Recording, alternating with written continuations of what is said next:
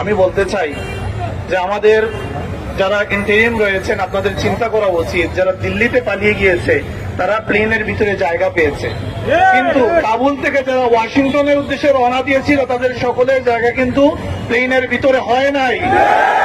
প্লেনের ডানায় করে পালানোর চেষ্টা করেছে, প্লেন থেকে ছিটকে পড়েছে। আপনারা যে প্রজেক্ট হাতে নিয়েছেন এটা দিল্লির দালালির চেয়ে ভয়ঙ্কর হবে পরিণতি। থেকে পিছিয়ে আসুন। আপনারা কখনো মানবিক করিডোরের কথা বলেন, আমাদের চিরাং বন্দরকে আপনারা লিজ দেওয়ার কথা বলছেন। এখন যখন জাতিসংঘের এই মানবাধিকার কার্যালয় স্থাপনের প্রসঙ্গ আপনারা নিয়ে এসেছেন এবং আপনারা চুক্তি করে ফেলেছেন, তখন আমাদের বুঝতে আর দেরি নাই আপনারা ওয়াশিংটনের দালালিতেই লিপ্ত আছেন। আপনারা সাবধান হয়ে যান। আমি বাংলাদেশের ইন্টারিম গভর্নমেন্টের উদ্দেশ্যে বলছি, আপনারা এই চুক্তি বাতিল করতেই হবে।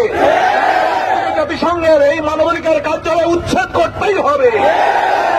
মানবাধিকার শিক্ষা দিতে পারে না, সমগ্র বিশ্বে অস্থিরতা অশান্তি লাগিয়ে রেখেছে।